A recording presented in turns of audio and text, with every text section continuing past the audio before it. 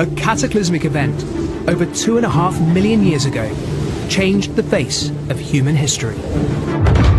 It transformed our world forever and plunged us into a frozen planet. This is the story of the Ice Age, where mega beasts roam and early humans face a daily desperate battle for survival. It's easy to imagine just what the Ice Age might have looked like. It's harsh, inhospitable, and it's a challenging environment. What caused the Ice Age in the first place? What sort of creatures lived in a world that looked like this most of the time? And the biggest question of all, could it ever happen again? It's an environment devastating and deadly to so many. But some creatures adapted to survive and even thrive in this harsh new world. Michaela Strachan and I will be stepping back in time to reveal how humans managed to survive this frozen world and set our earliest ancestors on the path to becoming modern humans. I'm Steve Backshall. Welcome to the epic story of the Ice Age.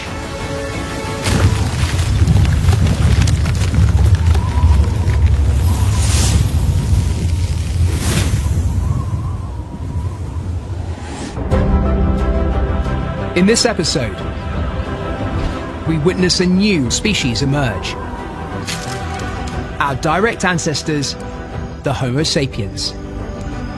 And I dive back into the Ice Age in search of a sunken Atlantis. This is Steve. We appear to have lost you. Ask if our planet could be plunged into a new Ice Age. So this kind of scenario is really the basis for these apocalyptic predictions, and we could plummet into Ice Age-like conditions. We discover how early humans faced an existential crisis as the Ice Age comes to a close and a new threat emerges. One that could wipe out our entire species. The Great Thaw is coming.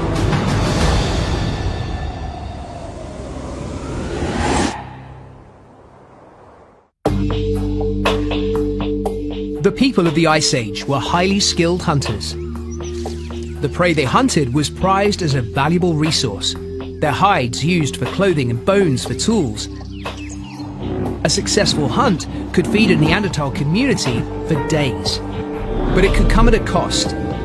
While animals like deer were the most common prey, we know Ice Age humans sometimes hunted larger creatures and took on massive woolly mammoths.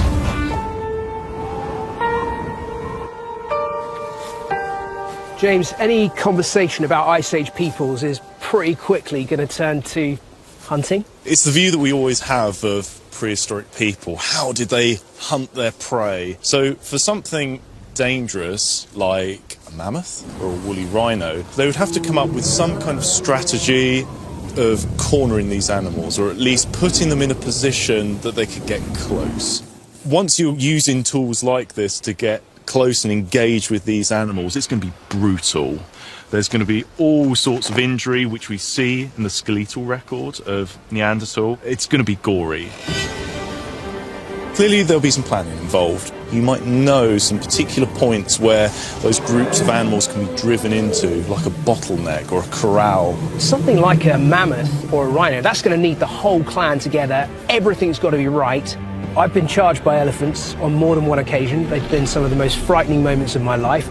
I've also been up close enough to know that that hide is really thick, and to get through it with a spear is a big ask. To get through it with enough spears to actually kill a mammoth, that is a Herculean task.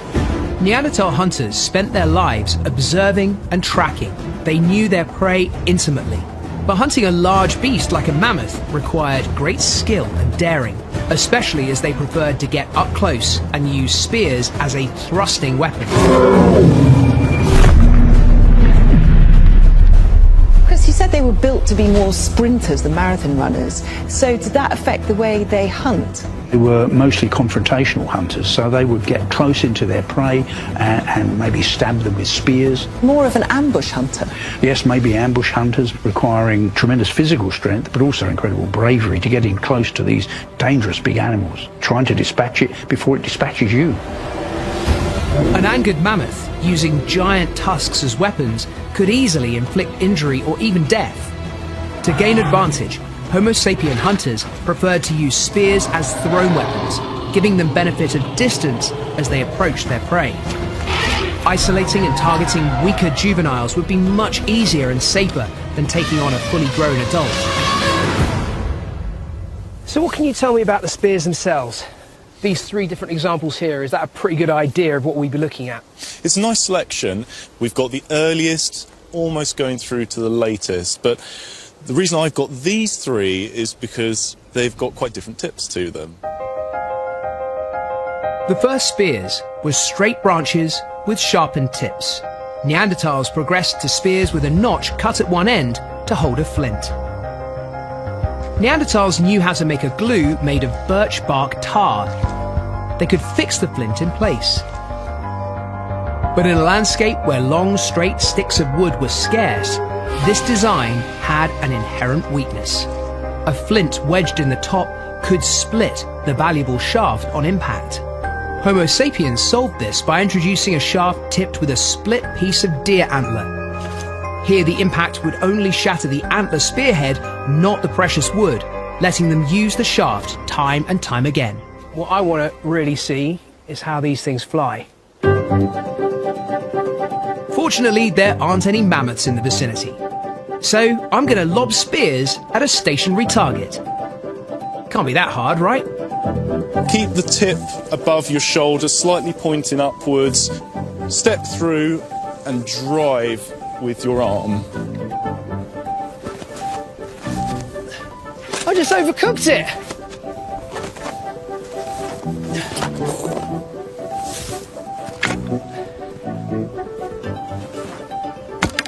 Oh, it's there! It's in! Nice shot.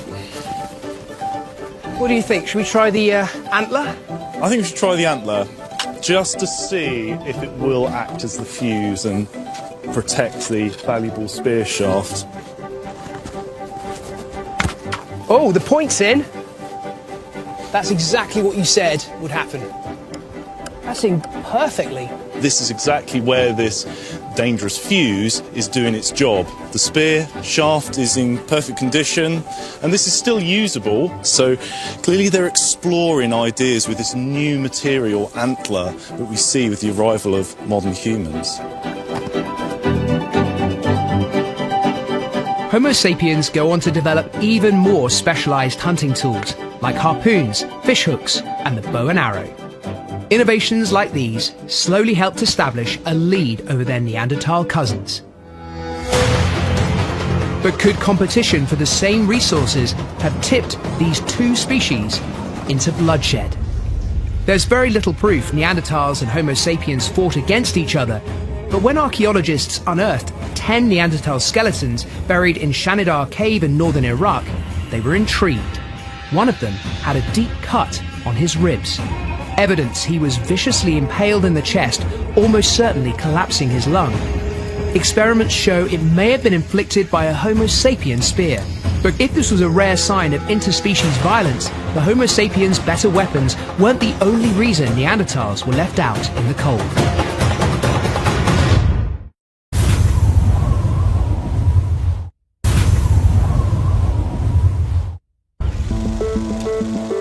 We don't know exactly what early humans wore in the Ice Age. Popular films and TV have given us lots of ideas that aren't necessarily correct. Where in the past, accuracy wasn't always given top billing, a lot of costume designers today really strive for authenticity. I'm joining James and costume designer Camille to discuss Ice Age fashion. So Camille, if you were doing this for costume drama, how would you make it look? As you can see, we have 2 layers here. We have the hide, which is what would keep you dry, your undercoat, and then we'd have the top coat, would be the fur, would be the insulation. What is that, deer hide? It's deer hide, and Neanderthals may well have used tools like a scraper to take off the membrane and the fat from the inside of the hide and then work it so it's nice and soft before it was handed over to someone to turn into a piece of clothing. The basic Ice Age ensemble got a dramatic refit with the introduction of a new invention about 50,000 years ago. An invention we still rely on today. the humble sewing needle. Once the needle came into play, you could diversify what you made. So instead of it just being an overlay poncho like this, the maker could get more creative, more technical, even back then. The needle brought with it an evolution of Ice Age clothing, one that would improve Homo sapiens' chances of survival. So this is an Ice Age parka then, isn't it? And what's this made out of? So this is reindeer skin, so this is utilising all of the natural characteristics of reindeer skin, being very thick, hollow hairs, can be made to be very soft, so it's very, very comfortable to wear. The seams are now introduced, the seams that we know and love today in modern clothing. The seams, you've got seams are sewn, they're all stitched. It's actually incredibly warm. I mean, I would never wear fur now, but you can see that when there's no alternative back then, that this was an incredibly practical thing to wear. If you were making this for a costume drama, would you use these days a sewing machine? For a piece like this would be handmade because you have more accuracy and you have more control of the garment. And then it creates more of an authentic feel. And I know makers prefer to work with leather and fur by hand, using hand tools. So would you say that in the evolution of the human species, the needle was more important than the spear? Better clothing almost certainly allows you to move into trickier landscapes that climatically might be quite challenging, so they can exploit new resources and just move into new territory. Warm clothing is an advantage that lets Homo sapiens spread out into new areas. Without them, Neanderthals were forced to remain behind, close to their European homelands. Neanderthals were tough. They'd already survived hundreds of thousands of years. But some 40,000 years ago, the Neanderthals, the great iconic Ice Age people, perform an incredible disappearing act. So James, I've learned so much about Neanderthals, gained so much respect for their abilities, their resourcefulness, their physical prowess. But something went wrong, didn't it? Because we're here and they're not. What are the main drivers of their extinction? I guess we can look at us to begin with. We moved out of Africa and in various waves from about 70 to 50,000 years ago started to move into areas like Europe, home of the Neanderthals. As those modern humans are coming into Europe, Neanderthals can't easily go north very much because although they're quite well adapted to the cold, they don't have fitted clothing. They're leaving those more hostile environments to these Homo sapiens. They were just ending up in smaller and smaller bands that were cut off from each other. We have evidence in their last 20 or 30,000 years that Neanderthal numbers were low from their genetic diversity. They were even being forced into doing a bit of inbreeding in some cases, which is obviously not good for the gene pool. Wouldn't they have had the advantage over Homo sapiens? Yeah, I think in terms of physical strength, the Neanderthals would have had the advantage in a wrestling match. But modern humans, at least in this overlap period, started to innovate more in their technology than the Neanderthals did. And I think gradually modern humans secured an advantage. So modern humans are growing their numbers and spreading. The Neanderthals were in trouble and going under. Under pressure, and with food getting harder to find, the adaptations that served Neanderthals well in the past might have started to count against them.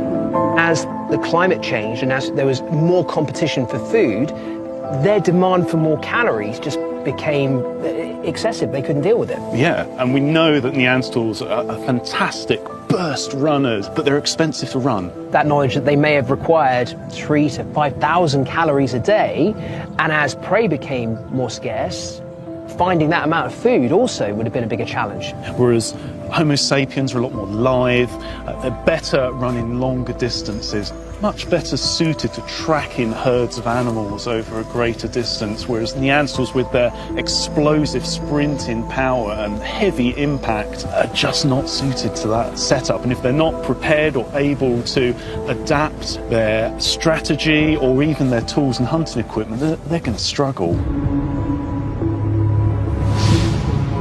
So James, 40,000 years ago, in the midst of one of the harshest, most savage periods of cold, Homo sapiens and Neanderthals are already in conflict that the Neanderthals are probably losing, and then something big happens. So around 40,000 years ago, there was this major event off the coast of Naples, which is an area we know of for big volcanic activity. 12 miles west of Pompeii lies an area of volcanic activity called the Phlegrean Fields. 40,000 years ago, there was an eruption here that would cause mass devastation. It was the largest in the last 200,000 years. Volcanologists class volcanic explosivity on an index. 8 is the top, almost world-ending. This was 7, so pretty intense. The eruption threw out 60 cubic miles of magma. Its ash cloud was huge. Particles reached as far as Asia. For the Neanderthals living in Europe, this was a terrifying apocalyptic disaster, plunging their world into darkness.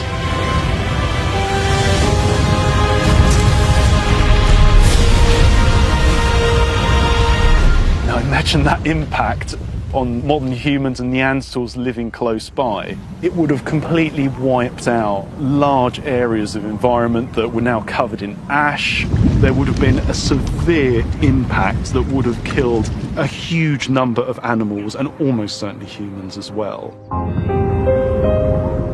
With numbers dwindling and fewer animals to eat, as a species they were on their knees, victims of a long chain of events that was slowly wiping them out. It's a big headline and it's exciting and it's explosive, but it didn't kill all the Neanderthals off. So although we know it wasn't the absolute death nail, it was just a stroke of severe bad luck that they definitely didn't need. Rather than this being an abrupt end, it was a long, slow, drawn-out conclusion.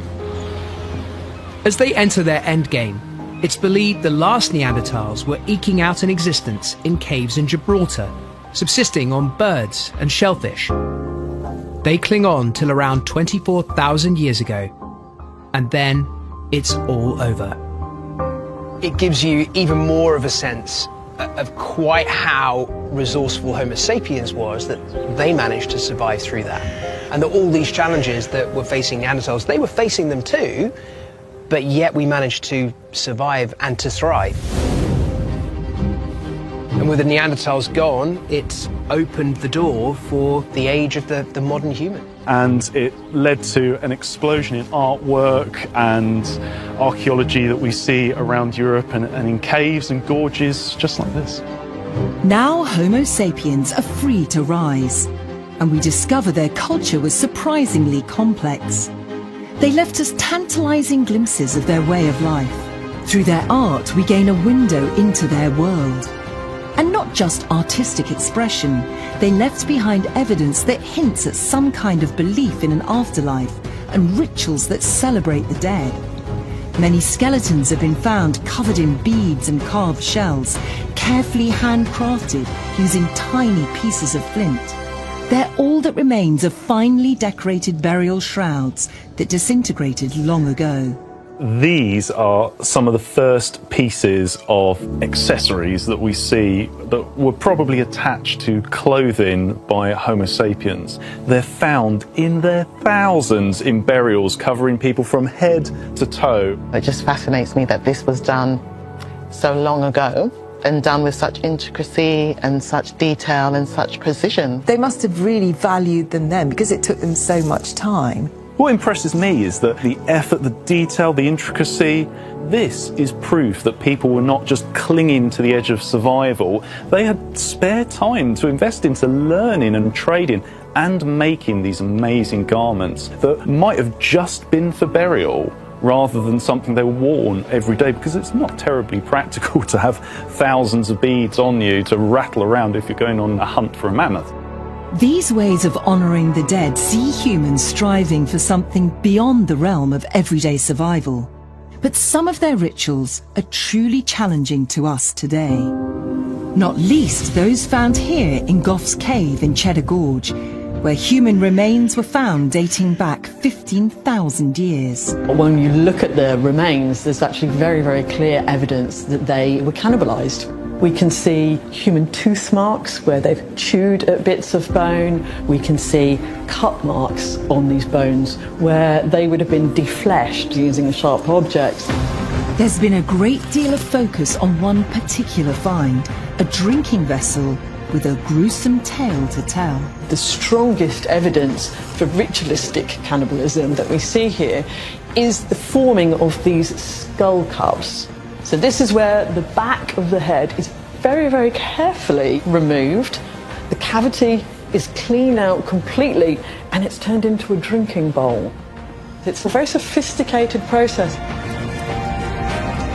There's many different reasons that people turn to a cannibalistic behaviour. It can be because they're just hungry, but it can also be a ritualistic behaviour. It can actually be about honouring the dead, taking in your ancestors. As shocking as they are, these ancient ways may never be fully understood.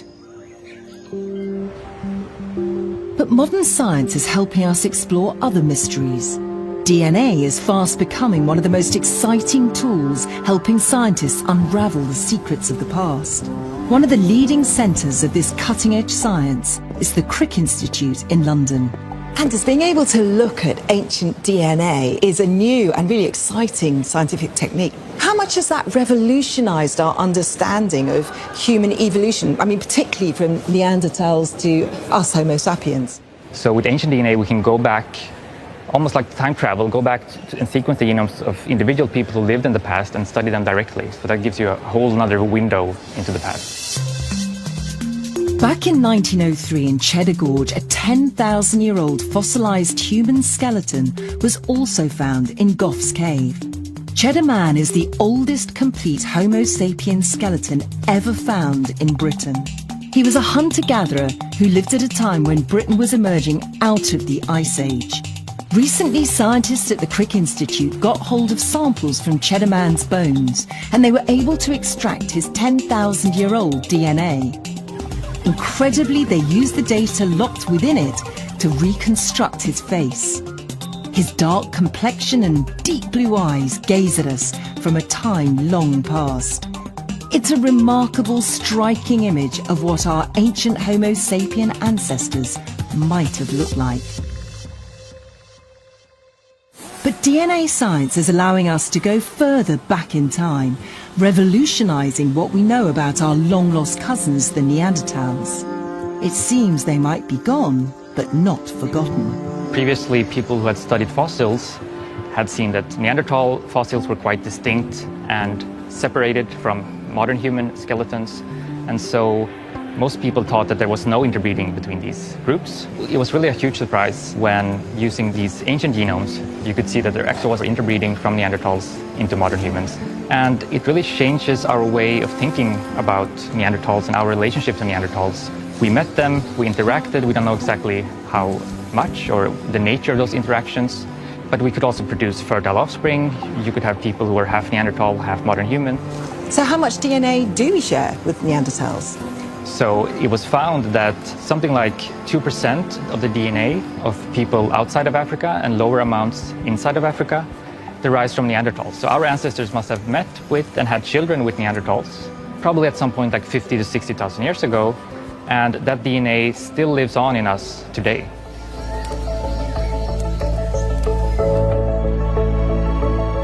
Well, Steve, we've learned an awful lot about Neanderthals and how they were outcompeted by Homo sapiens. But I think the most remarkable revelation is just how much they interacted to the point that they interbred. As recently as when I was doing my degree, the idea that Homo sapiens and Neanderthals would have interbred would have been a radical one. We knew they were around at the same time, but any interaction was believed to be destructive conflict, no more. And yet new science is proving that we carry 2% of Neanderthal DNA, anyone outside of Africa.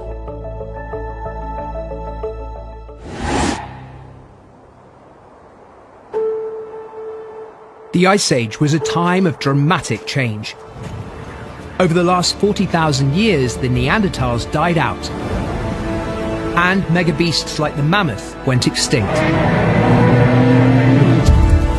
With the loss of giant herbivores, saber-toothed cats are unable to adapt to hunting smaller prey, and disappeared off the face of the Earth. Homo sapiens are on the rise, but face their biggest challenge yet, as the planet's environment goes through phenomenal changes.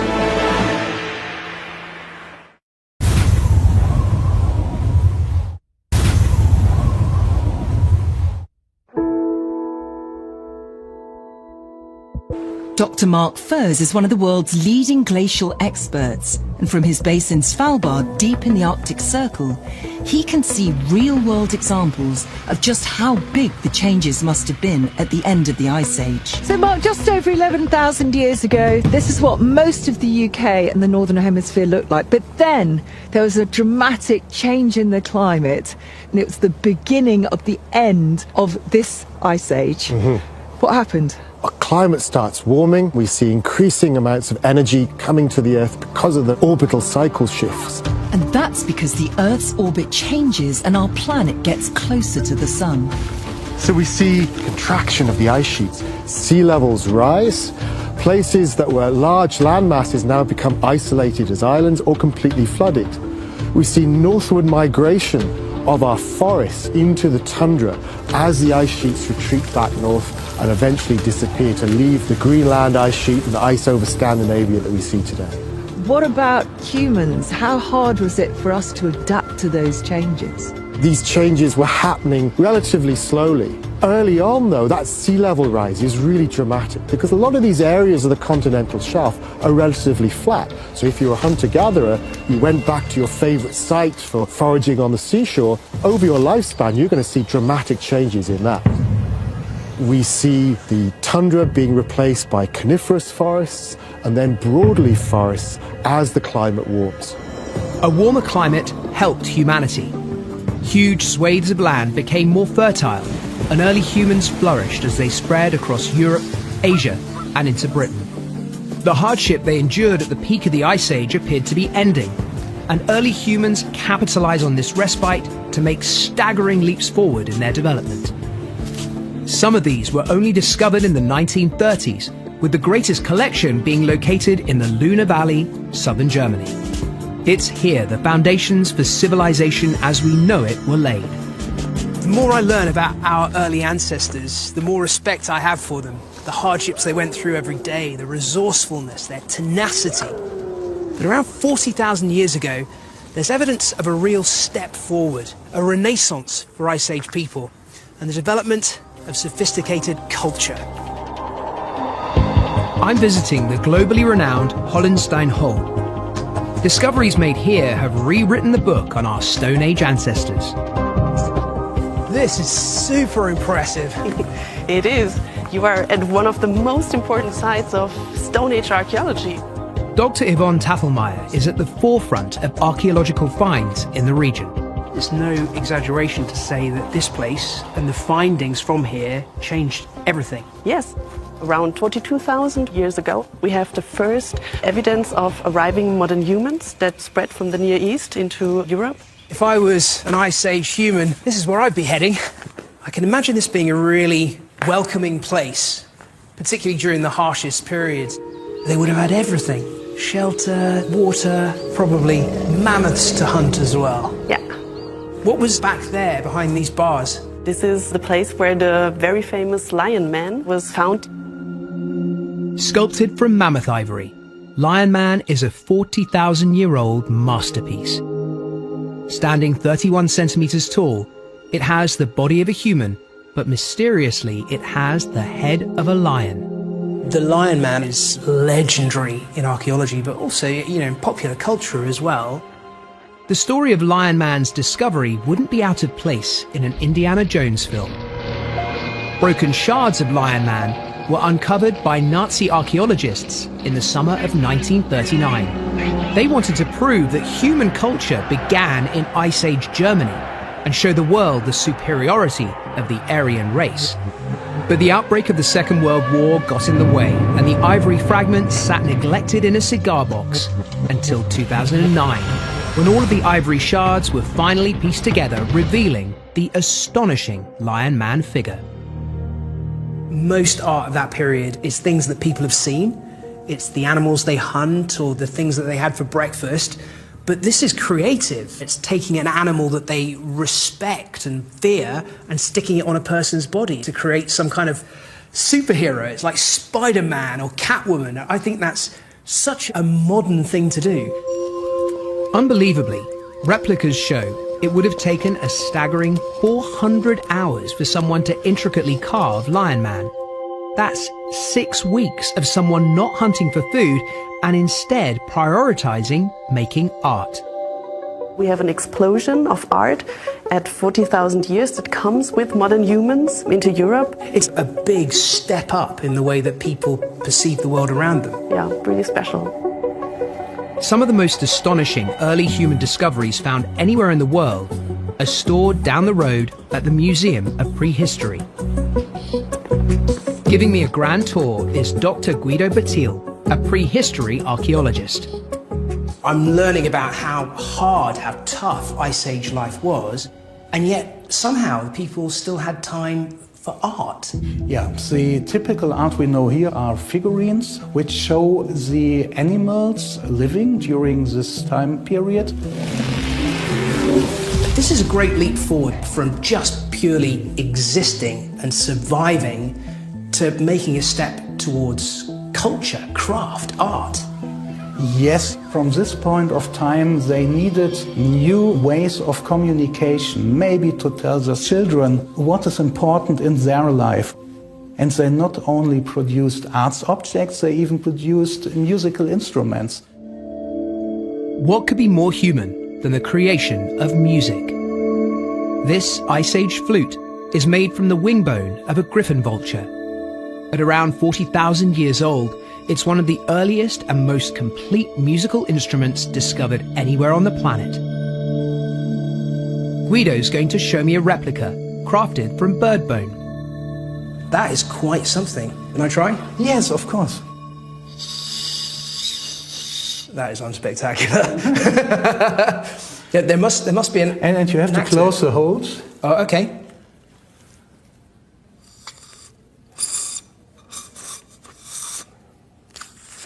There's the sound of the Ice Age right there. Just wind blowing.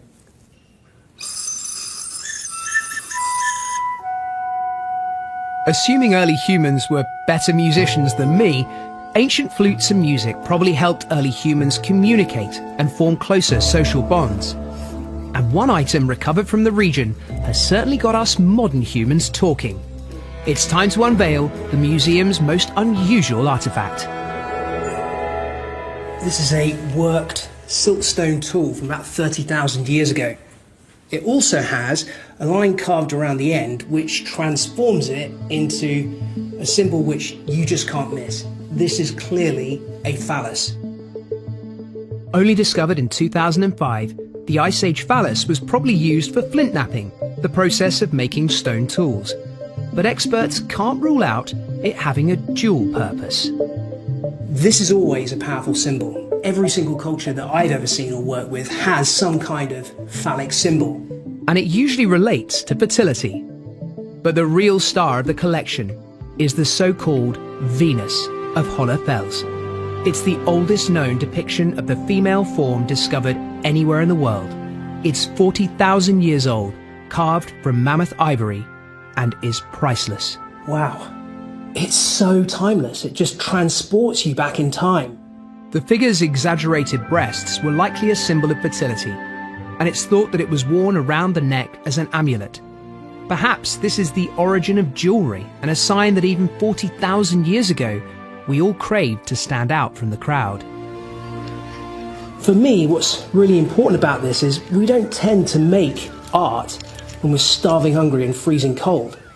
Somebody had a full stomach and a story to tell.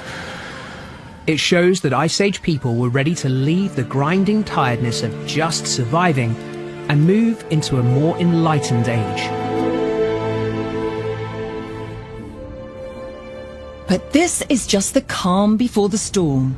An early human development was threatened as the Ice Age ended 10,000 years ago. We now know that the clock was ticking on this Ice Age world, and in time, the humans living on it would face huge upheaval, a massive turning point, after which there would be no turning back.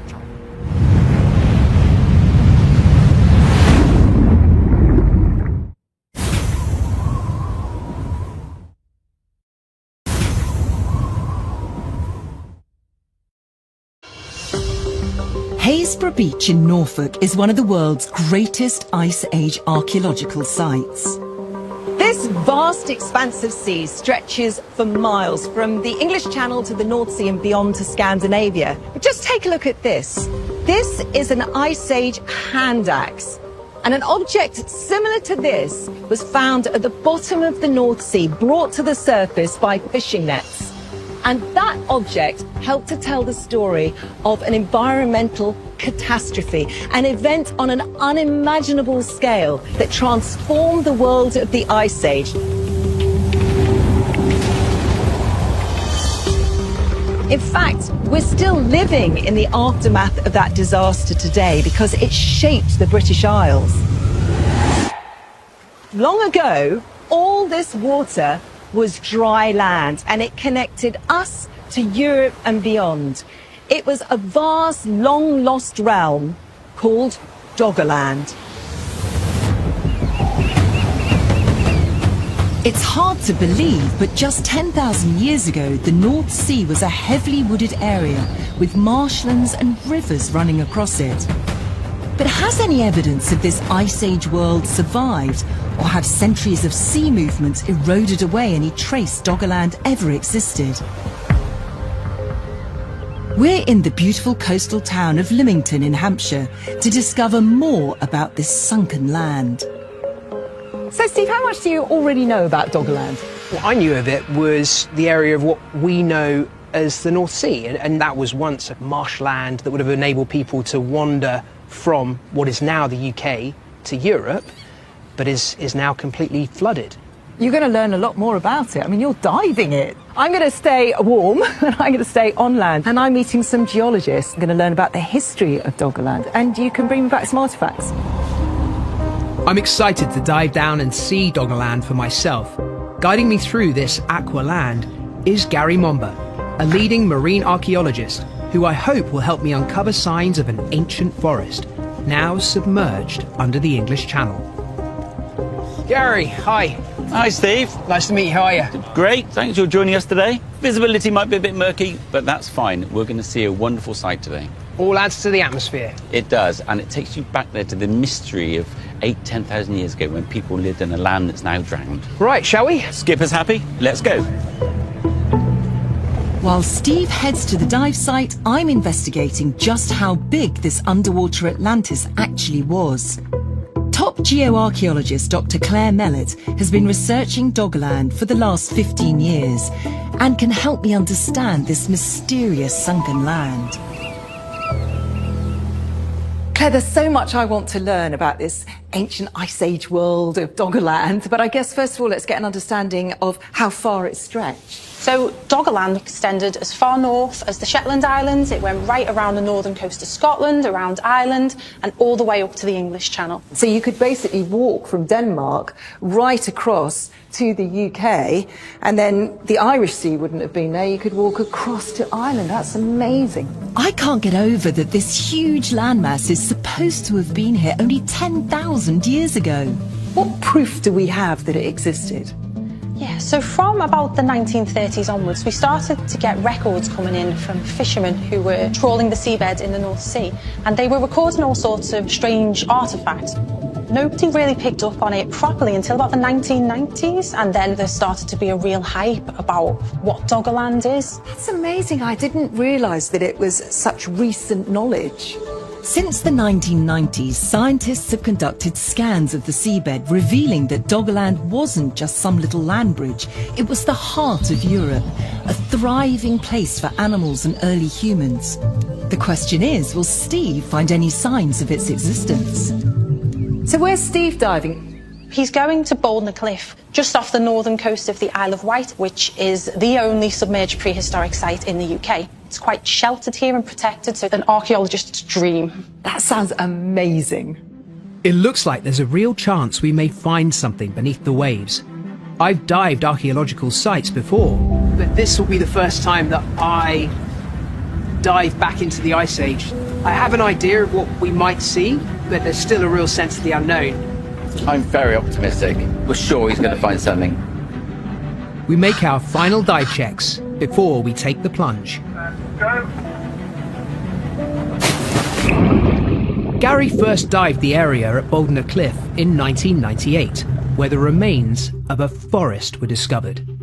He's since led over 800 dives to this incredible prehistoric site and found ancient oak tree roots, as well as signs of human activity.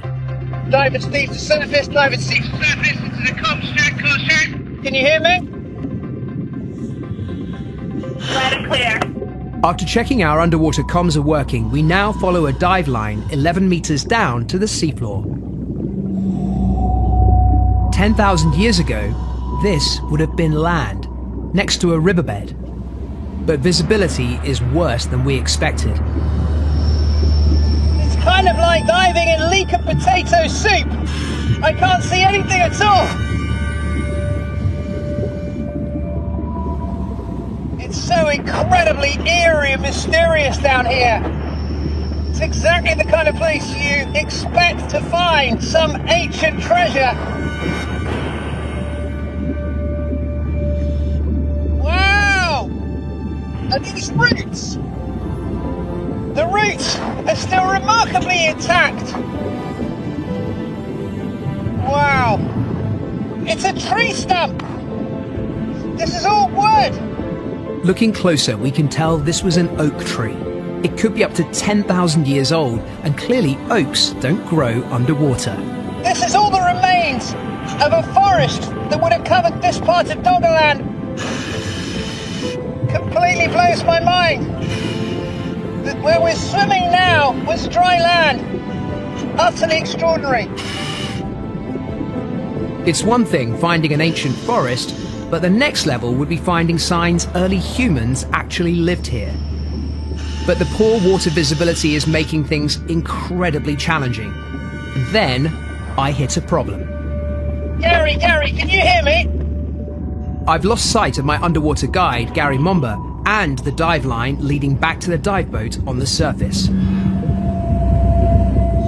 Gary, can you hear me? It looks like I may have lost comms with Gary. Gary, this is Steve. We appear to have lost you and the line. Thankfully, just as I was getting concerned, Gary emerges from the gloomy waters.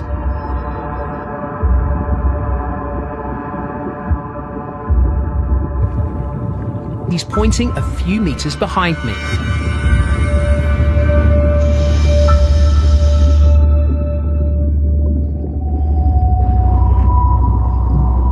Oh, hello. Got something. Look at this. Right in close to a lobster. Loads of pieces of flint. Wow! It's clear we're in an area where our early ancestors lived and worked, as there are flint tools everywhere. Yeah! That's clearly a shard from a tool-making process. You can see that the edges here are still sharp. Try and imagine someone sat on a sandbar chipping away at tools on what is now the seabed on the bottom of the English Channel. Check that out! Absolutely amazing! Okay, I'm pretty much out there, so I think we should head up. We swim to the surface, where I'm desperate to take a better look at our discoveries and find out what these early settlers used this site for. Well, that was not like any other dive I've done before, but one of the most spectacular. And they tell you so much about the people at the time. So that one there, that was just sticking out of the mud like that. But it's that bit that's interesting, isn't it? It is. But look at it closely. When you hand like that, feel that? Just fits perfectly. Yeah, it does, doesn't it? And they would have been using it to scrape hides.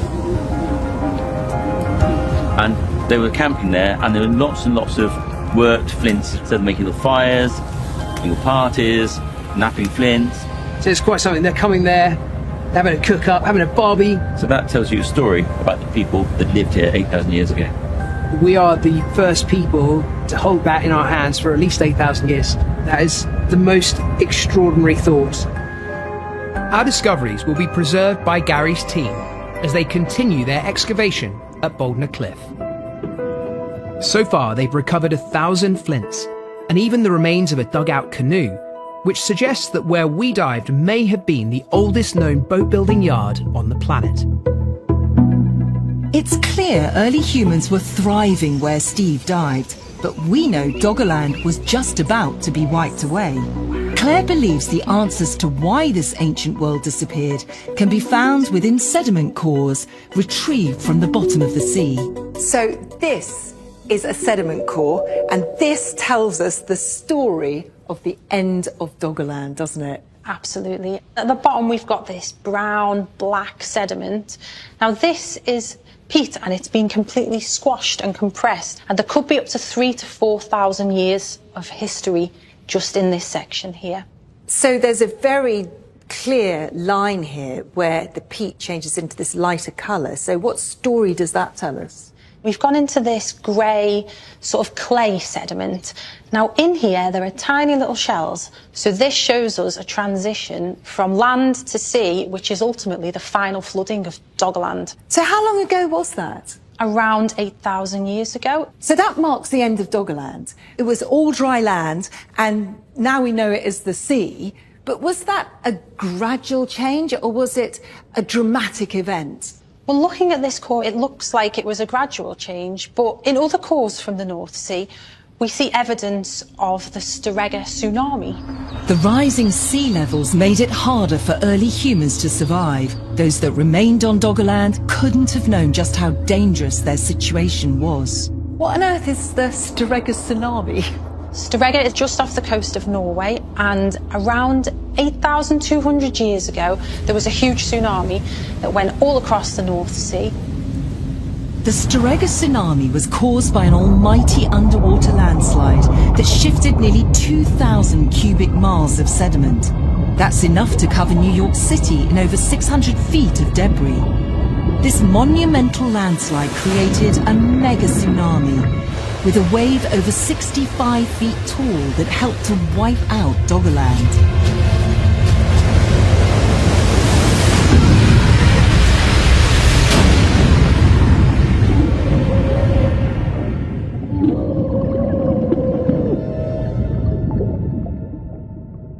It was this mass flooding that helped shape the coastline of the United Kingdom as we know it today. So this line right here shows the final inundation of Doggerland, and this is when Britain became an island.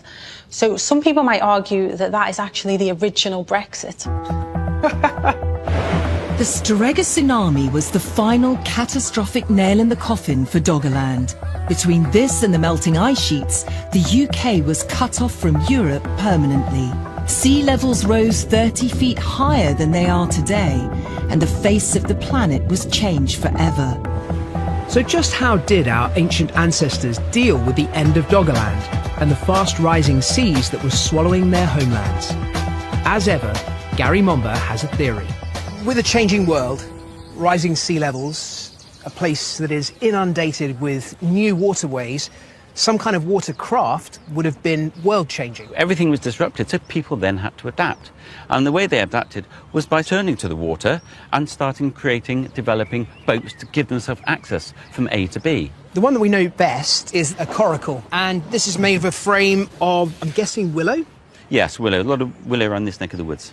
And on the outside is a cured hide, which is waterproof. And interestingly, just the other day when we were diving, this is what you found on the seabed.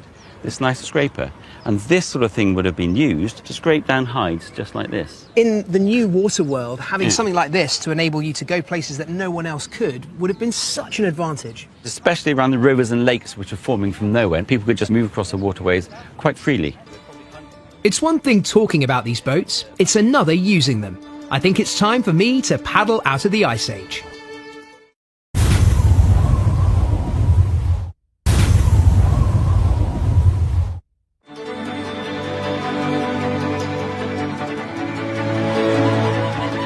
These early boats enabled our ancient ancestors to cover greater distances and even allowed those living in the UK to trade with tribes in Northern Europe. Modern watercraft are all sleek and slender and great at going fast in straight lines. So you look at a coracle and think, why? Why have a circular boat like this? But the answer is quite clear. The second you hoist it onto your back, it's portability. This is easier to carry than any of the modern boats, the canoes and kayaks that I use. And being able to cross marshland and swampland and go in and out of the water, picking the boat up on your back like this is just priceless. But I'm not sure I'd fancy a 21-mile trip over the newly formed English Channel to France in a circular boat made from stretched leather and willow. Not exactly confidence-inspiring. But I guess the proof of the pudding's in the eating, so let's get in.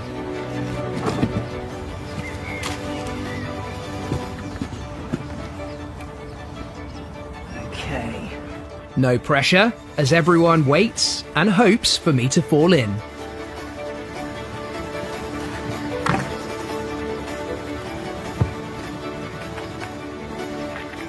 Whoa, that's spooky. That is proper spooky. It's all about keeping centered now. Actually, it's better than I thought. I kind of imagined I would be spinning about all over the place. And certainly if you were to just use a conventional paddle stroke, then you just go round and round in circles. But if you move the paddle in an S shape, you can pull yourself along pretty well. That is actually fantastic. I'm genuinely impressed. So it's never going to go fast. You can imagine if you were to want to sit in one place and try and catch a fish, actually, it's pretty stable.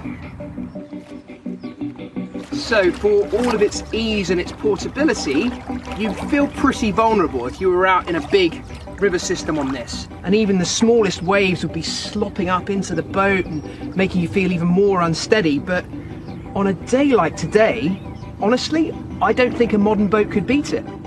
And from here, the human race enters the modern age. After the invention of the coracle, we advance at an incredible speed. Farming begins. We start trading with Europe and then the rest of the world. In the blink of an evolutionary eye, we go from living in caves to cities with the dawn of the industrial age. We see the invention of the combustion engine, an incredible technology, but our high-tech lives come at a cost. Michaela is back in Arctic Svalbard. It's hard to believe, but this frozen world is actually the fastest warming region on the planet. She's meeting Dr. Liz Thomas, a climate scientist for the British Antarctic Survey, to find out how climate change is speeding up the end of the Ice Age. Liz, you're all packed up. Yep, all ready to go. Liz is a leading expert in ice core science, drilling deep into ancient ice to find out how our addiction to fossil fuels is heating up the planet.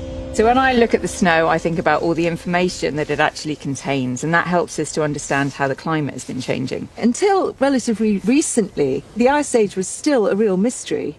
But some of the clues to the puzzle are in the ice. Exactly, yeah. So ice core science is relatively new, and it's only really in the last kind of 50 years that we've started drilling ice cores, and that for the first time showed us how the climate has undergone these quite dramatic changes, particularly the changes in temperature from the last ice age to our present conditions.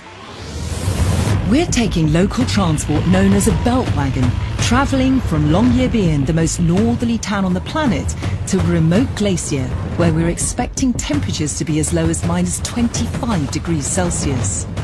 We're going to drill into the glacier and hopefully remove an ice core, which we'll send back to the laboratory for analysis. We're going to start then. Well, do you reckon you want to have a little go at it now, Michaela? It'd be quite nice to warm up, actually, yeah. The British Antarctic Survey team have got a good reputation when it comes to groundbreaking scientific discoveries.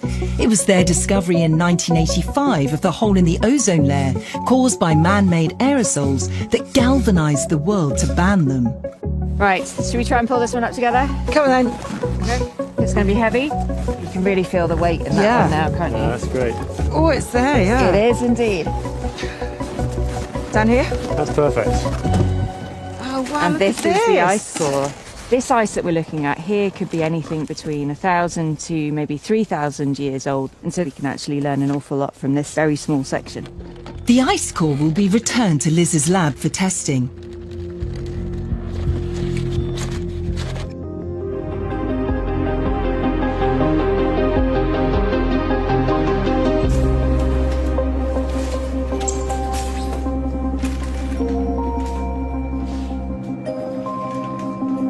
In order to examine the ice core, it's cut down to 3 centimetre thick sections, melted slowly on a hot plate kept at 20 degrees Celsius, before being piped through tubes into the laboratory next door.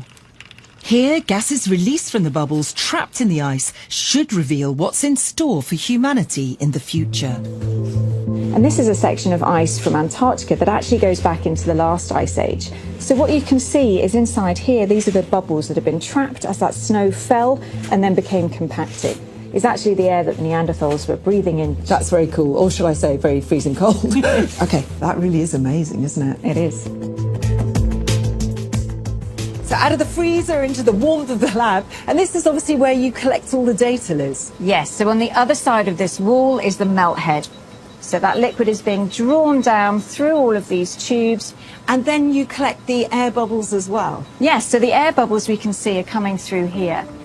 Liz analyses the concentration of methane trapped in the air bubbles. This greenhouse gas traps the sun's heat within our atmosphere. Higher levels lead to melting ice caps.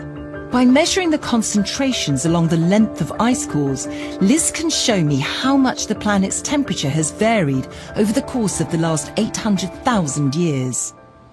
And what we can see is there's very natural cycles between the extreme cold conditions down here, and then up there we've got these relatively warm conditions. It's a natural cycle taking place every 100,000 years when the Earth's orbit changes and it gets closer to the sun, triggering the Great Thaw. But that natural process changes dramatically 170 years ago when greenhouse gases skyrocket. Is that the spike in the Industrial Revolution? Exactly. So what we're seeing here is from the 1850s when we really started to ramp up the burning of fossil fuels and heavy industry. Since the Industrial Revolution and the invention of the combustion engine, CO2 levels have increased by 100%. That's a phenomenal surge in just a few years. And now we're living in the hottest period for 125,000 years. That really rams it home, doesn't it? And that's the bit that's quite alarming. We're in the unknown, and so really it's trying to understand how the planet, how the climate is going to respond to these big increases.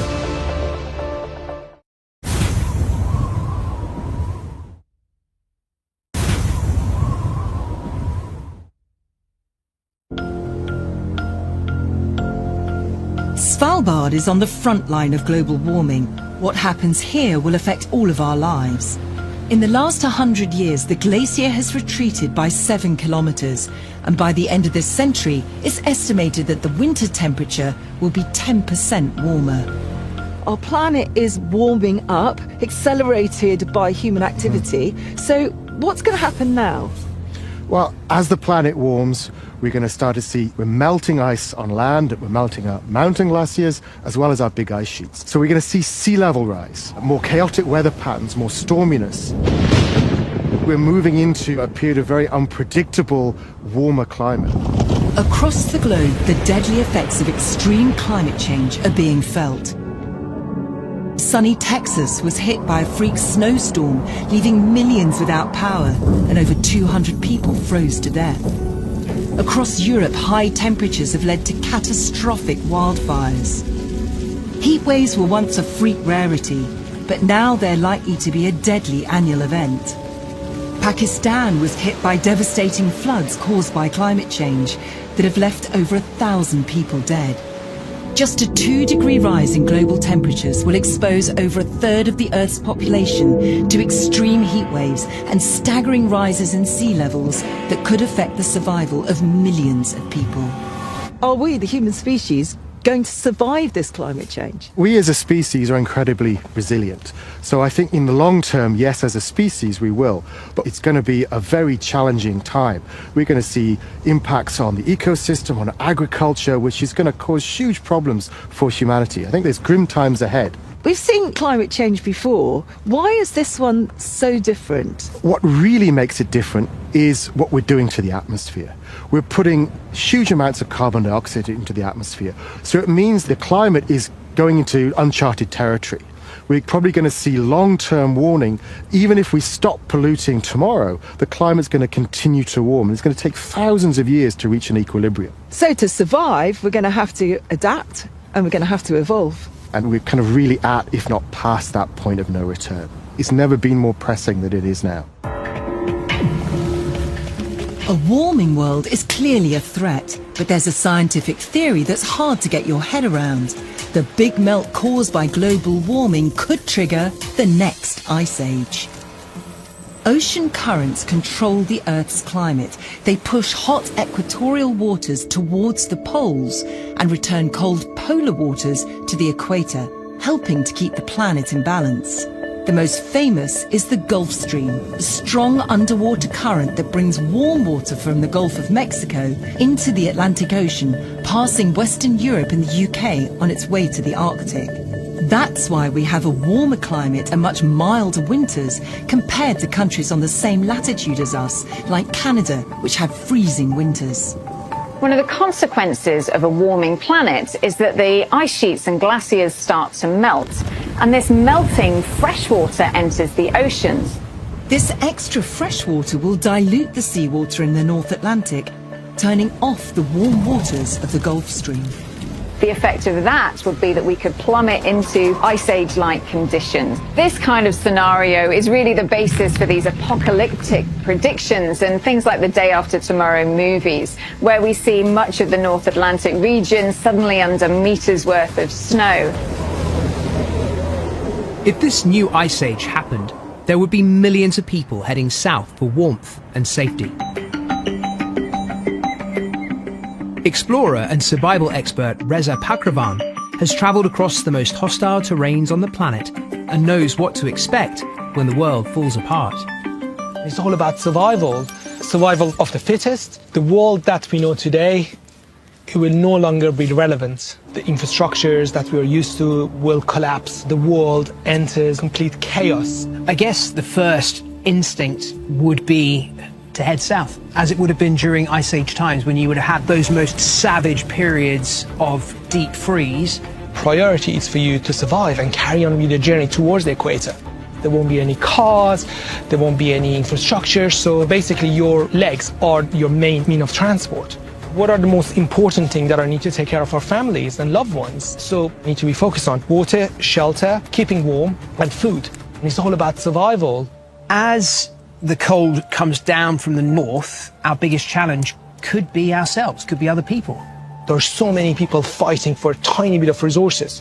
We have to stay away from those people. We're going to be taken back to basics. The things that, like money, are going to be worthless, and practical, pragmatic things that can put food in our bellies, those are going to be the things that are important. Obviously, people want those little things that you have. For example, this little knife can create shelters for you. You can use to kill animals. You can do so much with this knife, and that is really precious. That's worth more than millions. Sounds like a pretty full-on survival situation. While triggering a new ice age could take thousands of years, the dangers posed by a warming world are happening right now. In Svalbard, preparations to protect humanity from an apocalypse have already begun. Scientists are thinking and planning for all sorts of environmental catastrophes, and one of the plans they've come up with is in this rather unassuming looking building here. It's a seed vault, and it holds 1 million seed samples and has the capacity to store 4.5 million varieties of crops. The seed bank extends nearly 400 feet into sandstone rock beneath the ice, ensuring the vault remains frozen even if external air temperatures rise. Seeds are stored at -18 degrees Celsius in moisture-controlled foil packets, allowing some to last for thousands of years. It's safeguarding the future of the world's food-growing seeds, so if ever there was a disaster, at least we have the seeds to enable us to grow food. The Ice Age shaped our planet and our species. Now, the Great Melt threatens it all. Our journey through the Ice Age has revealed a world of wonder, from the frozen glaciers of the north through an ever-changing landscape. During our Ice Age mission, we have explored a time when megabeasts roamed the land and early humans emerged as the dominant force of life on our planet. And yet, despite threats from megavolcanoes and giant tsunamis, one constant has remained: humanity. But now we face our biggest challenge yet. We're coming to the end of this Ice Age, and our planet is dramatically warming up. Will our supremacy reign throughout the next climate change, or will we pay the ultimate price for speeding up the process? Or will we learn to adapt to a radically different world? Science has proved that our planet can be resilient to huge climate swings. The big question is, can we?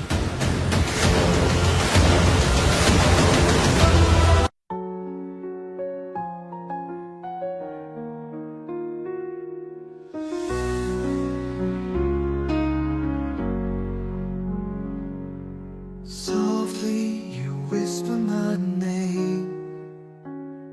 In the night we find a flame. Hearts beat in perfect time. Two souls on the sweetest climb.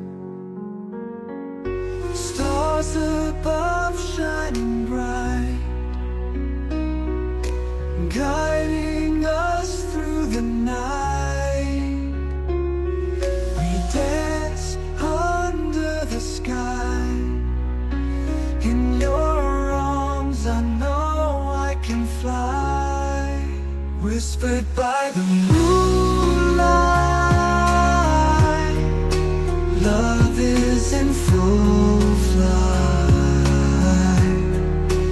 Hand in hand we stand, forever we'll understand. Your eyes hold the key to the dreams we set free. Together we are strong. In your love is where I belong.